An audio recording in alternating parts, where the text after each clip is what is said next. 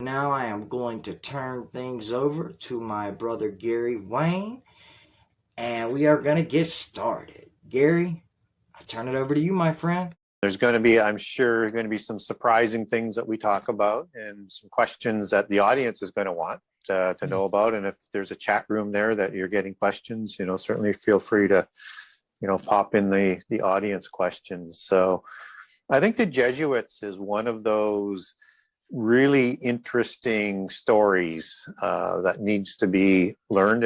And for people who aren't familiar with my book, I did not put the Jesuits into the book.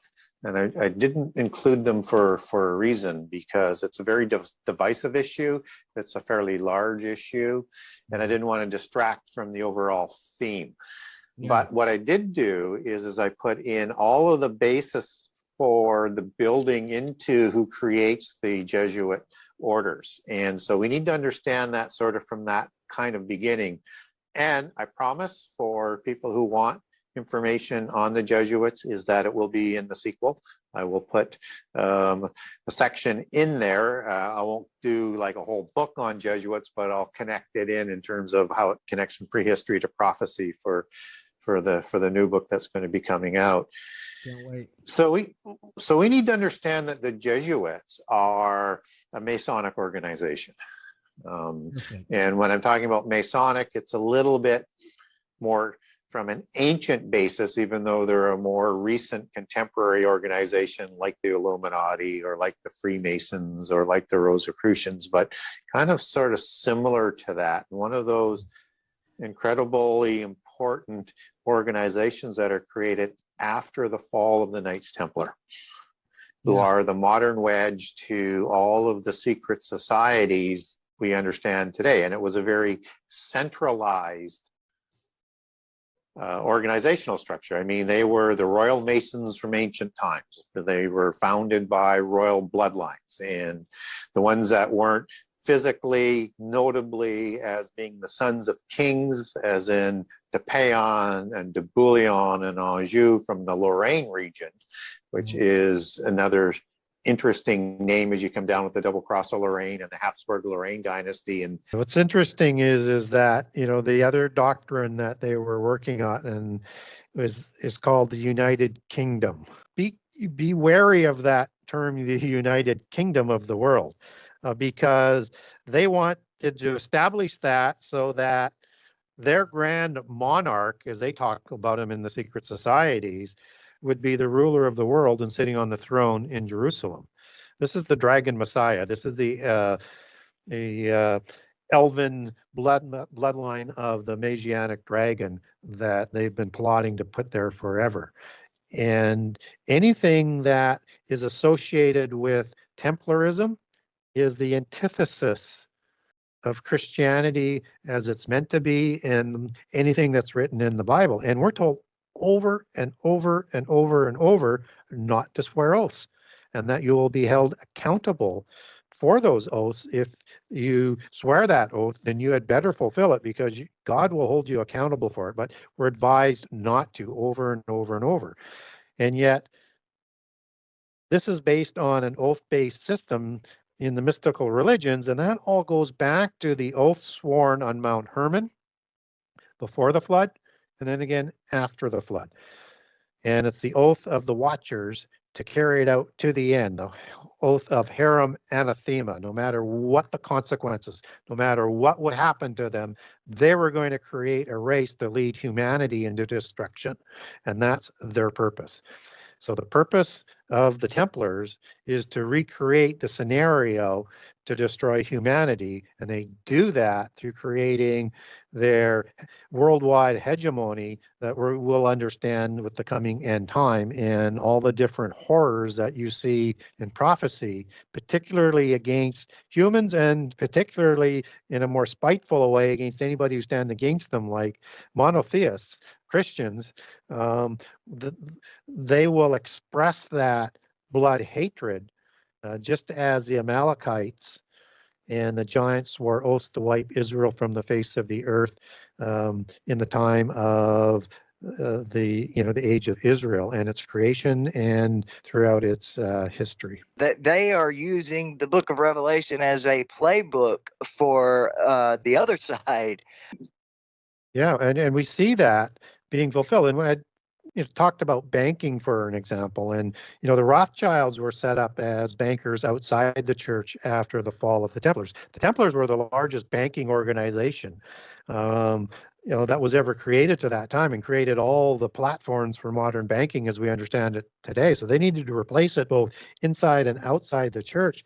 And the Rothschilds were the sponsors of the whole Zionist movement, and the iconology that they use with the Star of David comes in at the same time to put Israel back into the land of the covenant so that they could bring forward the end time rendezvous with destiny that they want to have. And the Rothschilds were originally named the Bauer family, were funded by the secret societies and the bloodlines to become that banking organizational structure. And so we ought not to look at that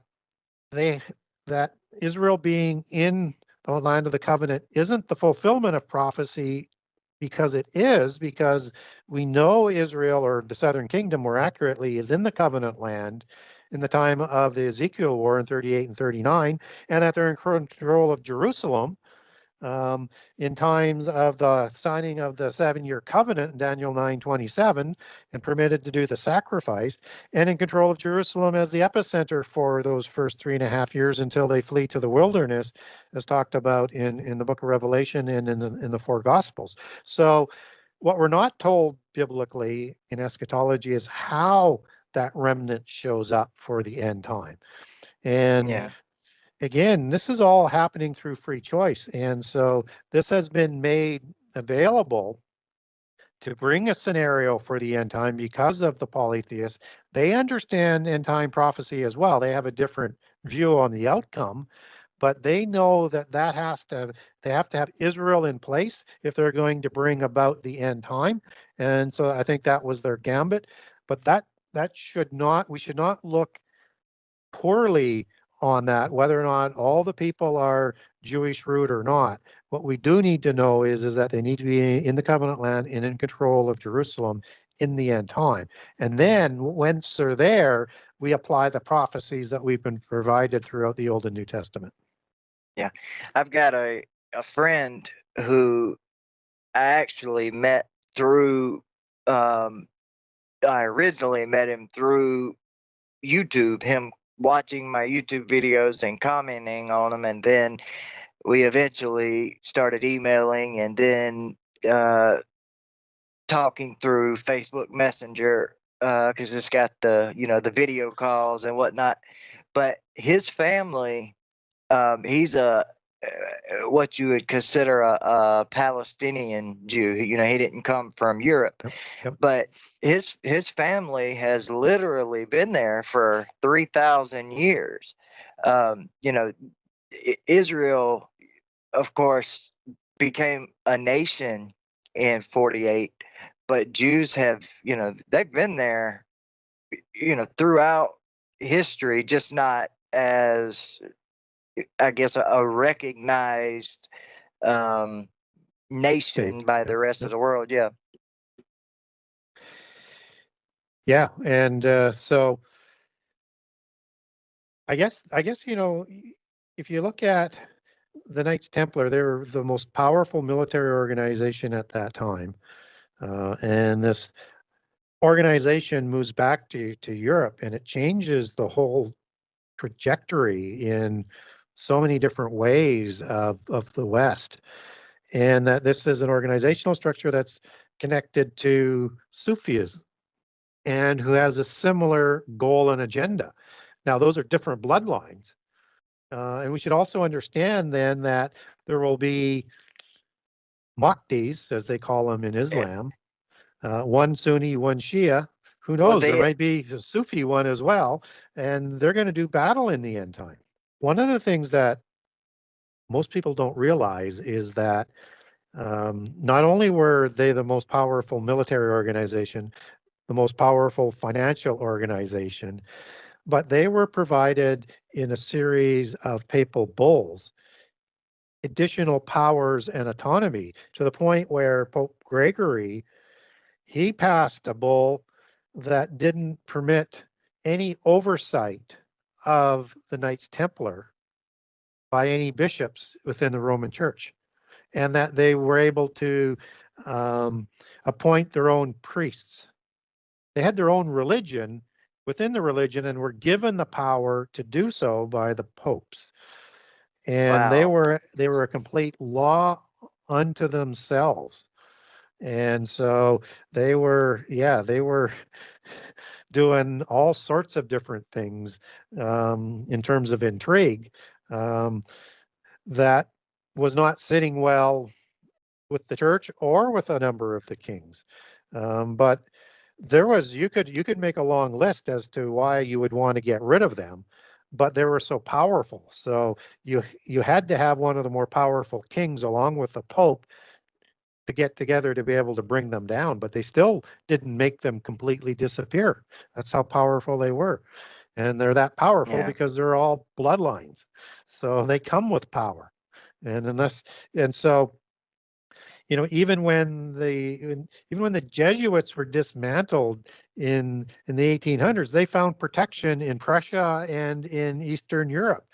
And I mean, the early 1800s when they were taken down, and they were easily reassembled in the 1800s with the resurgence of the Mary apparitions, which is really directly connected to the Jesuits as well, from their organization beginnings, because their organization was just underground, awaiting an opportunity to come back. And in this, it was the Pope who was in France, imprisoned by the King of Yeah. France, who decides he's going to start bringing back the Templars, or the Jesuits, because the new Templars, because he needs protection from the Royals. So there's always this intrigue that's going on throughout our history. And one might expect that they're going to play a role in the end time, and particularly with a modern version as the Jesuits, understanding we have a Jesuit Pope in Jesuit. place Yeah. today. Mm-hmm. Yeah, so and those trunk organizations are the rebuttal to the taking down of the centralized Knights Templar. So Freemasonry is created, and they have a specific agenda that has to do with the army controlling the military and politics. The Illuminati is created to destroy Christianity and work on world government. And they work through the Leviathan reach of the lodges of Freemasonry as it's set up around the world to do so.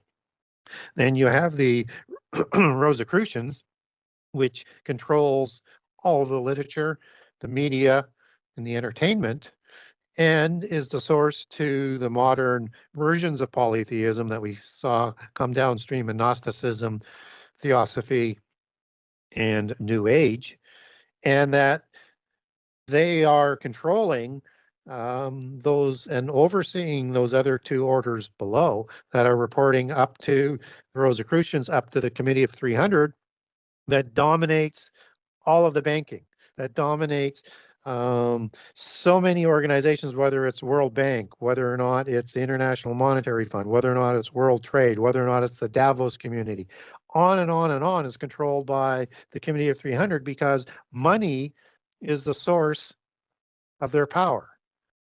And if people think that Bill Gates or Bezos or Musk are the real wealth, that's a drop in the bucket. And the books wealth that is stored in Switzerland is astronomical. We have no idea how large that wealth is. Well, I was trying to do research on it when I was writing book one, and in the early 2000s, I was given some numbers. They're all over the net, but the consistent number range at that time of off the books wealth of the Europeans was 300 to 500 trillion. And so now we're over 20 years later. You can only imagine what that wealth would be. And that's how they stay in power. So they make sure that this world is run through the oligopolies, and they're moving to a more formalized oligopoly for the end time. And it's just part of that organizational structure, but it's the money. And then all of that money and that organization that's in the Committee of 300 that report into that, they're reporting up to, the 33 families and the 13 families in the West. But understand, there are other bloodlines around the world, and they have their organizational structures as well. Yeah, people who say to me that digital currency will take away all of the embezzlement and the ability to control things via printing money, I just laugh because it will make it easier. I mean, it literally goes from having to print paper to just typing in a number. Yeah, it moves on steroids on how they can manipulate it. And you won't see that digital cryptocurrency come until they get some of the AI technology up to speed, which is why Davos received the instructions that until you get better AI out there, we can't move forward. And they've had a big push on that this year. They need to have control over the daemon algorithms, because if you combine digital currency, which fits in perfectly with quantum mechanics and quantum computing and AI, you have the ability to decode and crack anything, even in cryptocurrency, from other dimensions. And so you need an advancement of these invisible algorithms that they call daemons, invisible as in the invisible ones that are like to be in the background. The invisible ones are the true invisible ones of the spirit realm who govern this world from the council of the gods. But they want to be able to control things from behind the algorithms with these streams that their money, their information, their technology can't be cracked by anybody. And so they're still working on all of that before they bring in that digital currency. And they also have the ability to convert that into nothing and bring out all of their gold, because they've got all the gold that's been rounded up over the millennia stored away as well, that they'll just reassert a new type of gold standard when everything collapses. There sure ain't none in the Federal Reserve or Fort Knox. Yeah, it went somewhere, didn't it? Yeah. Now, what is that? I know it's a different subject, but that you were just talking about, the algorithm, the invisible, I can't pronounce the word you use, but I've never heard of that. Yeah, it's the Greek word daemon, and so that's the word for demon. Yeah. And so yeah, it's they do everything in plain sight, but that's the term that they like to use for those invisible algorithms that control the outcomes behind the scenes. And so they need to get more secure and better at that, so that they can absolutely control and manipulate everything and not suffer some sort of cyber attack themselves. So I know that's probably not the right word at that level of technology, but whatever the word is for that, they're still working on that. So they've tested the cryptocurrency. They like it. They want it. It's not secure enough for the real money in this world. So they'll be working on, as we've seen with the instructions, are working to get that in place. And, even when you see like, Google AI, Elon Musk's, and I like Elon Musk a lot, but I'm also very, very careful, because there's white hats and black hats, but they all worship the same pantheon. He's creating AI because he thinks the Google AI is evil and his is going to be good AI. I have to say, even though I like Musk a lot, there's no such thing as good AI. Yeah, I think he got a very likable personality for sure, and I don't dislike him or anyone else. And I think he probably has good intentions for the things that he does, with things like the counter AI if you could call it that, but his brain interface technology to try to make humans be able to compete with AI. But regardless of his intentions, like you said, there's no such thing as a good AI, and transhumanism isn't good either. I mean, even if it only led to a Ready Player One type world and there were no end times implications, it still wouldn't be good. Yeah, none of it leads to any good outcomes. But we're racing in that direction, and I think it's because of the same motivation that there was to create the nation of Israel, is they want to get things in place for the end time because they want to bring that about. Absolutely. A lot of people just aren't aware of just how much was done and had to happen for the nation state of Israel to be brought into being. Like World War One was all but over before it really began, before the Rothschilds blackmailed Europe into, the Balfour deal and which got America into the war and got it started for real. And, it's just, I don't believe by any means that the Zionists or the Rothschilds are godly in the sense of being polytheistic, or that they are even trying to do the right thing. But I agree with you to some extent that it is absolutely prophetic.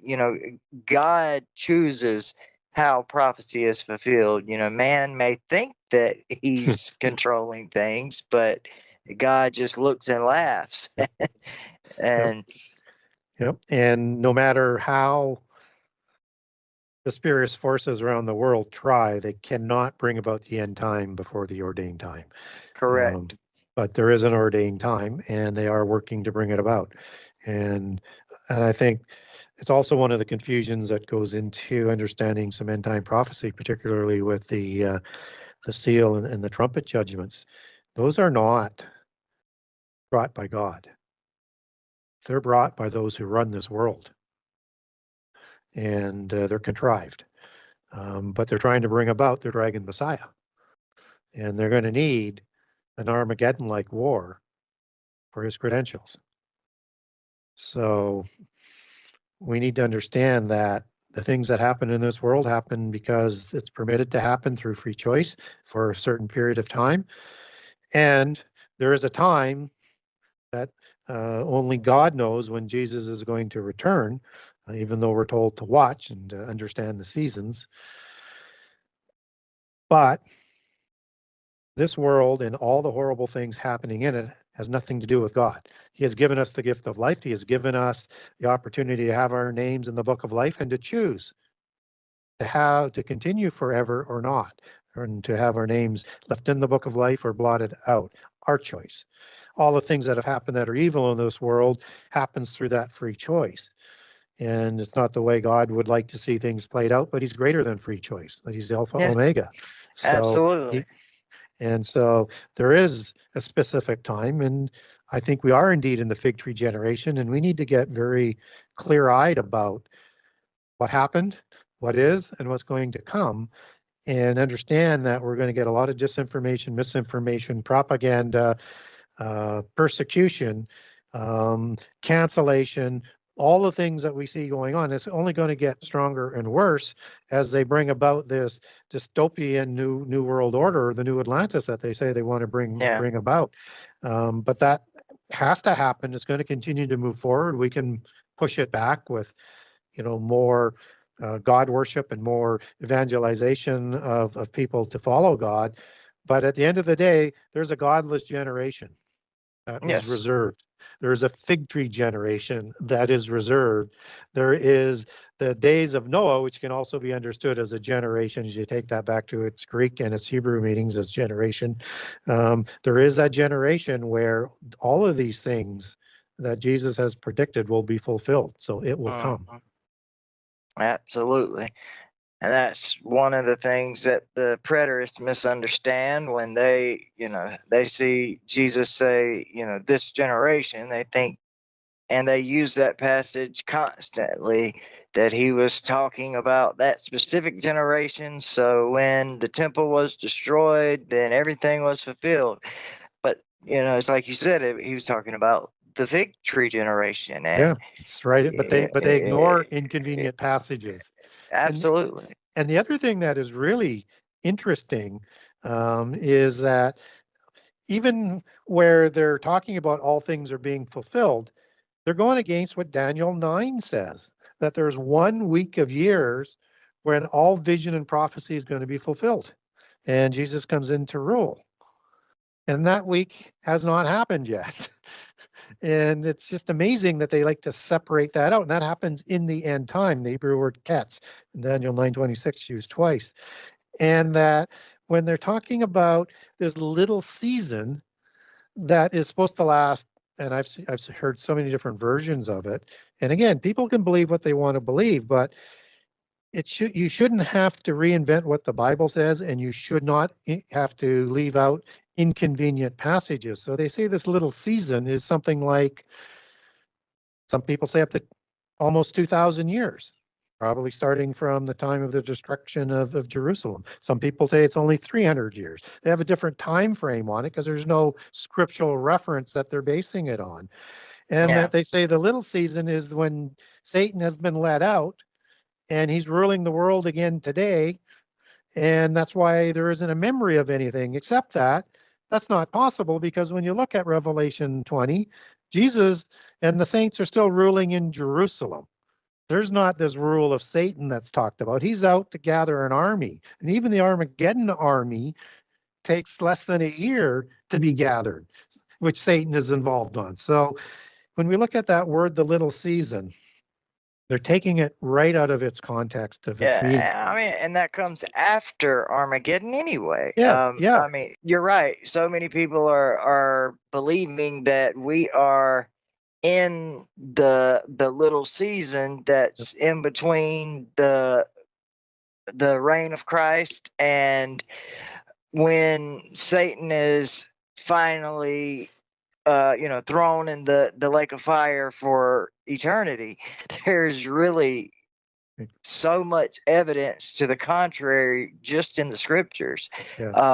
Before Jesus was ever crucified, he said that Satan was the god of this world. When he was tempted by Satan, when Satan said all of these kingdoms, took him up on the high mountain, said all of these kingdoms have been given unto me and I can give them to whoever I want. Jesus didn't say, you liar. He quoted scripture to him. They're Satan's kingdoms until they're not, which exactly. is at the end of the end time, and then he's released and he's going to try and take his kingdom back.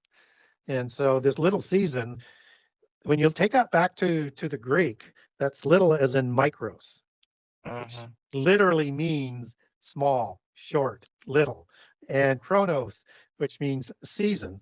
And that we get one other application for little season, micros, chronos, and that happens in Revelation 6, where they're told the people waiting, the ones with the white robes are waiting before the throne. They're told to wait for a little season. So the biblical application, the furthest you could stretch that is 3.5 years. Season could also be understood as just a season or three months, but it's also could be defined as a period of time, which is why you have micros put there, as in a little season, small season. And in passages in the New Testament where it's a longer period of time, it's not left for granted. And so you got passages in Matthew 25:19, Acts 8:11, 14:3, 28, and 2 Peter 2:3, where it is a long period or a long chronos. And so it's defined, so it's not able to be expanded, but you have to ignore the other applications. And you know that word "and" that's used in Revelation 20 begins with "and" right after Armageddon and Antichrist and the false prophet are thrown into the lake of fire. And it says the word "and," and that's the Greek word "kahi," and it's used to define the when, as in the next thing that happens and happens immediately after. It's the same application as tota when Jesus is giving his chronology, which means then, as it's translated. It's the when, and is used throughout all of Revelations so that you know that this is the next thing that is coming, and it happens quickly. And is used throughout Revelation 20 in all of those things. And then this happens, and then this happens. It is sequential, and there isn't this big space. And all you have is he's let out for a little season. And you could, if you wanted to expand it to 3.5 years, I think you could do that. But I think it's probably, and just as it would be time for those saints in the first 3.5 years in Revelation 7 that they're waiting for in Revelation 6. But I think we're looking at probably a year or less. And you have to, like I say, you have to absolutely butcher and mangle scripture to get there. And all that happens is when you challenge preterists and Tartarian preterism and all the other different nuances, is they come out with what I call chase the rabbit arguments. So people should not be caught into that. They never answer your challenge. They just say, what about this and what about that? And that's a Gnostic attack. But the point of the matter here is that they were to create as their primary goal the New Babylon within the Roman Church, to prepare within the church to have that Gnostic religion come to a primacy, even though it was there for 600 years before, 700 years before. They wanted complete control all of the time if they could do it, but to have this universal Gnostic, what I call global Gnosticism, set for end time Babylon and the world government, which were the Templars' dreams. So not only having the kingships and control of the army, but to get their bloodlines into the Catholic Church. And that's typically called the black nobility. It's the smaller black nobility, which is the same name that they'll use for the Rex Deus or Rex Deus, the kings of God, bloodlines of Greater Europe. But typically the black nobility is understood as the bloodlines that go back to Julius Caesar and to the original families who were, supplied all of the senators and were the educated elite, and who, and whose descendants later took over as Caesars, including Julius Caesar. And they take their bloodlines back to the original gods and their original Nephilim offspring or Rephaim offspring after the flood. 1517 is when this happens. Oh, and by the way, it is 1288 when you have the cutting of the elms. So, not that long or much longer until the Templars are destroyed in 1307. So this deal doesn't happen. And so the invisible ones, they have to go underground. Of course, these are royal Masons. These are sons of kings. These are the ones who are leading Gnostic Europe. And so they're going to continue with this Rosicrucian order. And it's going to, at a point in time, evolve into a different order, because the 33 is going to go up the ladder. They're going to have more families come along. So they're going to have the Committee of 300 families below the 33.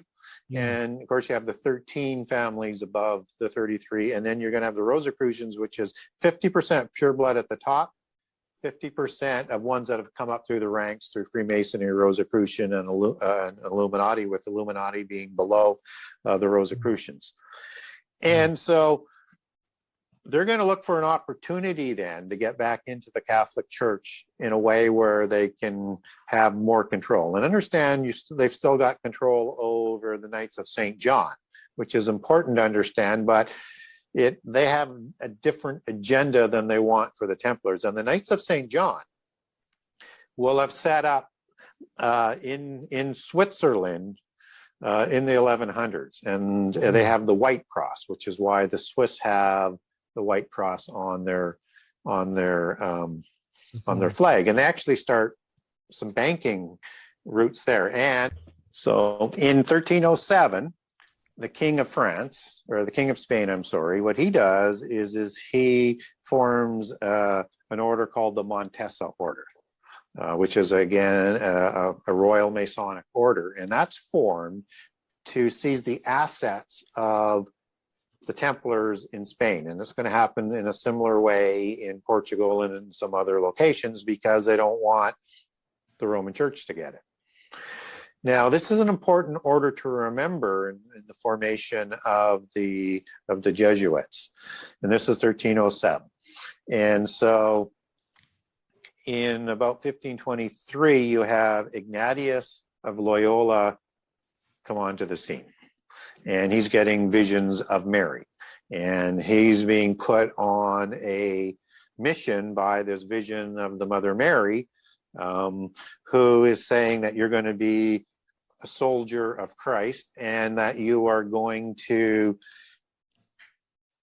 do your work within the church to take it back to what it's supposed to be, to bring about this new Babylon.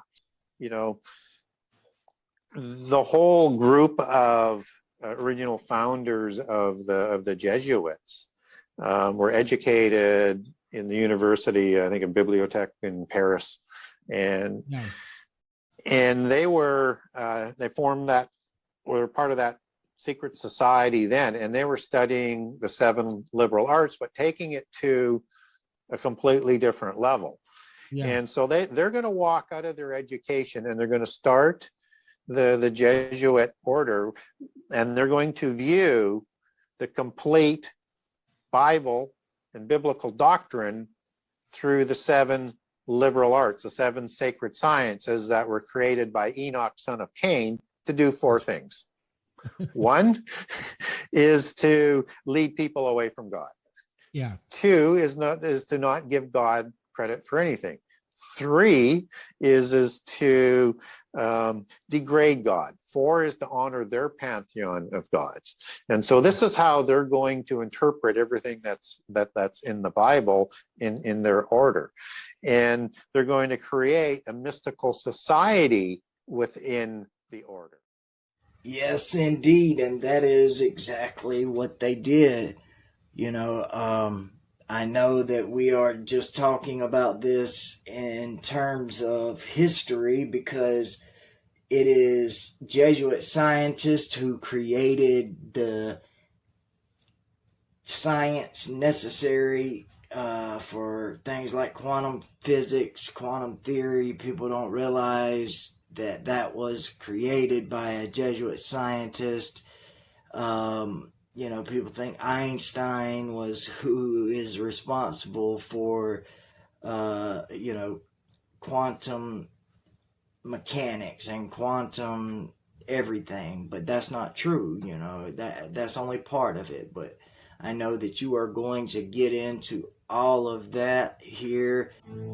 You know, artificial intelligence it's connected to so many other things that are going on today, and because it's like we're seeing a convergence. So you've got, you know, not only the amount of knowledge that's being developed and the amount of data and the computer systems, and you know, into quantum computing, which is, you know, connected to AI, but you also have science being developed in all sorts of different areas, and we have all of this sort of converging and changing our lives, and it's all in pursuit of how do we create this demon thing.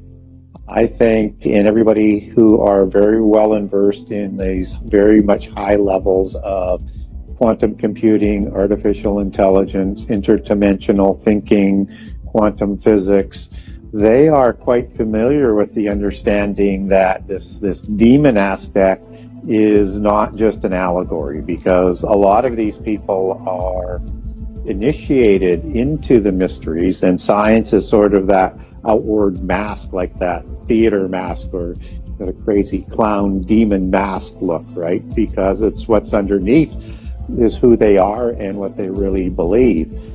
And I don't think most people understand that when we talk about AI, we need to talk about quantum mechanics, because people are thinking that quantum mechanics is going to do a certain amount of things to bring about the end time and to push into further science and things.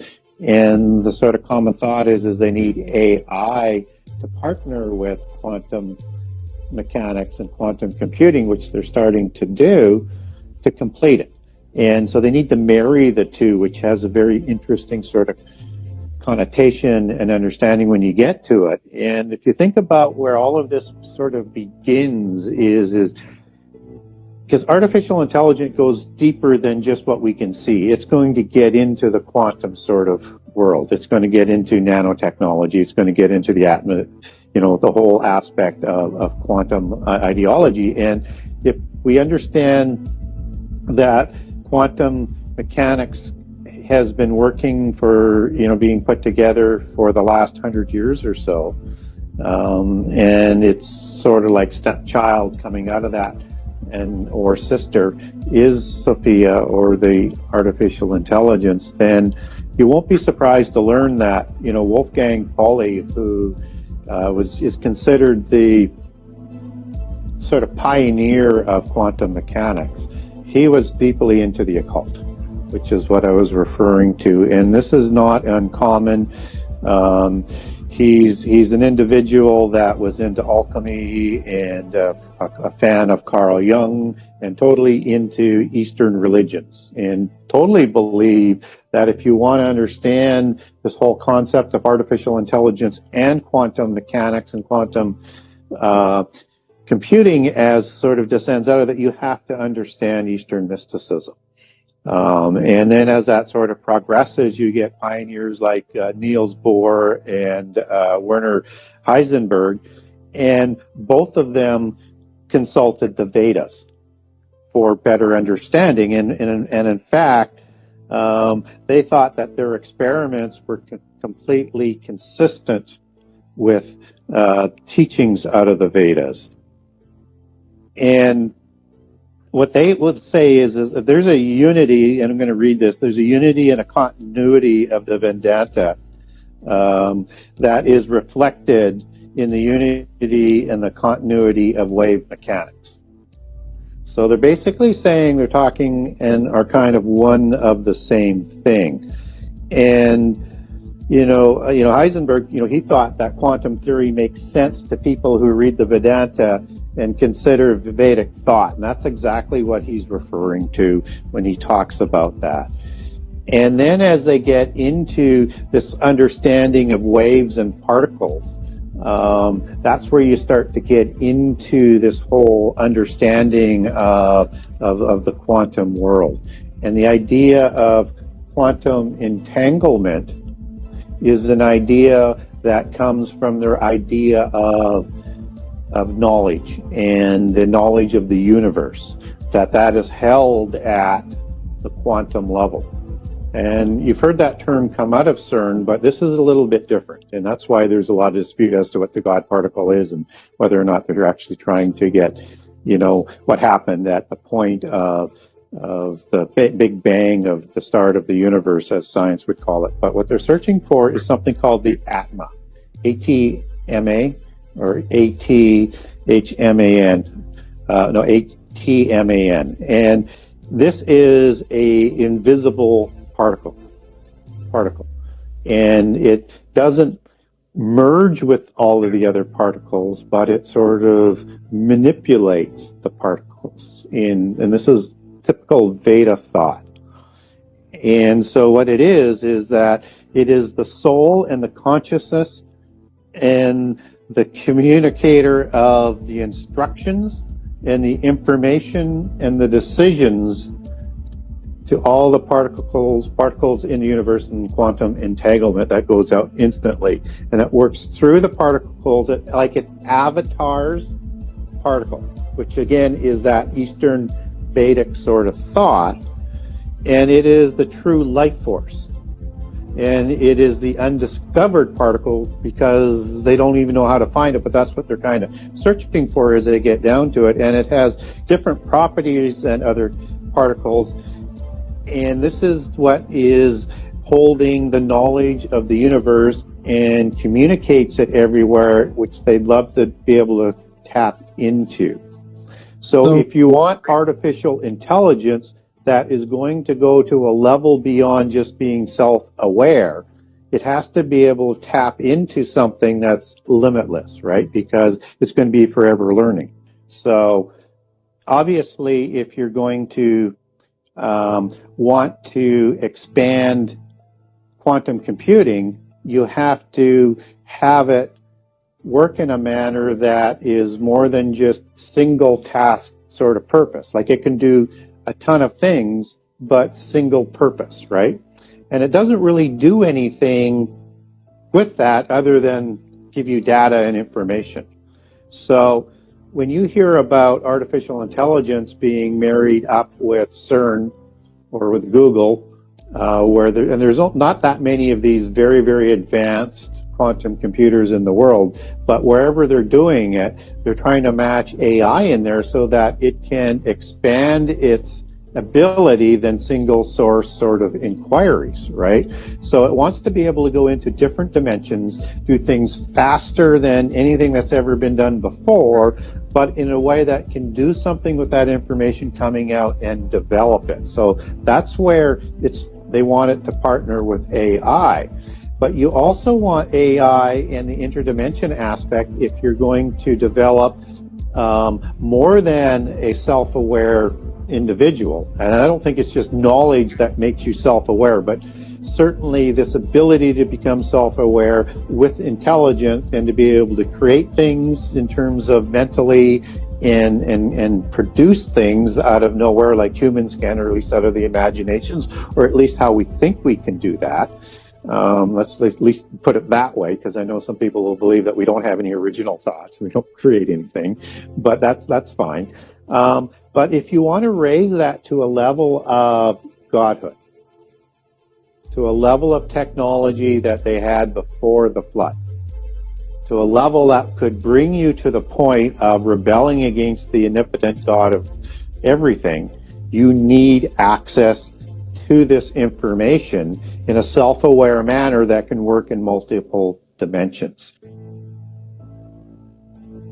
So whether or not you are channeling a spirit or this other type of creation will channel a spirit, in this case a demon, is it then really getting into the occult thought process of this knowledge of everything that's the Atman particle, or is it really just trying to find another way to communicate and be led and manipulated by demon spirits, right?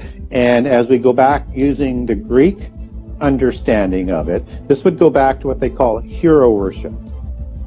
So after the hero, Titan, Nephilim, died, they would be afraid of this hero spirit and would come back to haunt its place of authority that it ruled from. And so the people used to do sacrifices and rituals to appease this god who had just lost his physical body, because his body died, but it's an immortal spirit that's not permitted to go to sleep, and it's not permitted to go to heaven, and it has enmity for humankind. So you can imagine how upset it is, and that's why people have to worship them in the Greek times. And we understand that as those strange kind of gods, not the goat gods, but the evil spirits where some of the idols were made for in the Old Testament, and as the same as those devils or those evil spirits that Jesus was referring to in the New Testament that thirst for a body, right? Because they need a body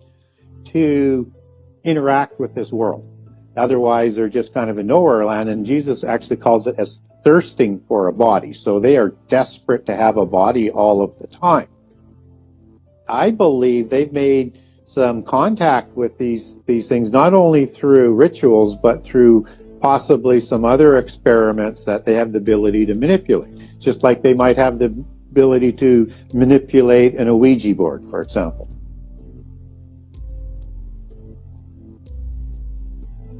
Science stems out of the occult. So if you go back to the formation of modern science in about 1660 to 1662, some will date back even to the 1640s with the formation of the Royal Society. This is a group that is formed by the Rosicrucians and the Freemasons, right? And they're going to develop the 7 sacred sciences, which are the same sciences that were developed by Enoch, son of Cain, and his progeny of the Cain line, to a level that took the antediluvian world into the first apocalypse by water. And so science pays tribute to the Royal Society even to this day. And the Royal Society is still guiding everything. And what they're trying to do is develop the sciences to bring about the end time.